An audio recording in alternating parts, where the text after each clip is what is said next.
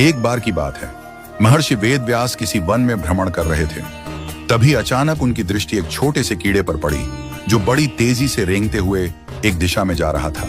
वे रुककर उस कीड़े से बोले, हे क्षुद्र जंतु, तुम इतनी शीघ्रता से कहां जा रहे हो? महर्षि का यह प्रश्न सुनकर कीड़ा पल भर के लिए रुक गया। वह थका हुआ था, किंतु उसके नेत्रों में आत्मबल की चिंगारी थी। उसने महर्षि की ओर देखकर कहा, हे महर्षि, आप ब्रह्मज्ञानी हैं, वेदों के रचयिता हैं, फिर भी यह कैसे कह दिया कि मैं क्षुद्र हूं और आप महान? क्या यह मापदंड शरीर का है, रूप का है या ज्ञान का? क्या कोई निश्चित परिभाषा है जो बता सके कि कौन बड़ा है और कौन छोटा? कीड़े के इन वचनों ने महर्षि को क्षण भर के लिए स्तब्ध कर दिया। इतने छोटे से जीव की यह गूढ़ दृष्टि, यह तो असामान्य थी। फिर भी वे बोले, अच्छा, यह तो बताओ कि तुम इतनी तेजी से क्यों भाग रहे हो?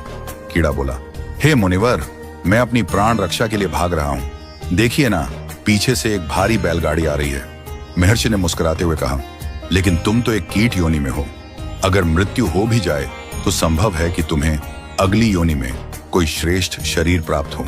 क्यों डरते हो? कीड़ा गंभीर होकर बोला, हे तपस्वी, आप सही कहते हैं कि मृत्यु के बाद योनि बदल सकती है, किंतु मैं इस योनि में, इस शरीर में जो कर्तव्य है उसे निभा रहा हूं। मैं कीट हूं और कीट का धर्म है श्रम करना, संघर्ष करना और प्राण रक्षा करना। मैं भाग रहा हूं क्योंकि यह मेरा स्वधर्म है। फिर उसने आगे कहा, परंतु दुख की बात तो यह है कि मनुष्य जिसे सबसे श्रेष्ठ योनि मिली है, वह अपने धर्म से विमुख हो गया है।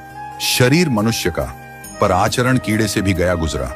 ना आत्मचिंतन है, ना सेवा का भाव, ना विवेक और ना ही सत्य का अनुसरण।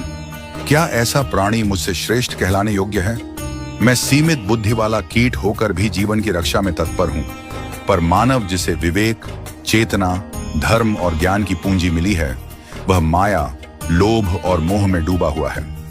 महर्षि वेदव्यास की आंखें जैसे खुल गईं। वह बोले, हे छोटे जीव, तुमने तो वह बोध मुझे दिया है जो शास्त्रों के पठन पाठन से भी नहीं मिल पाता।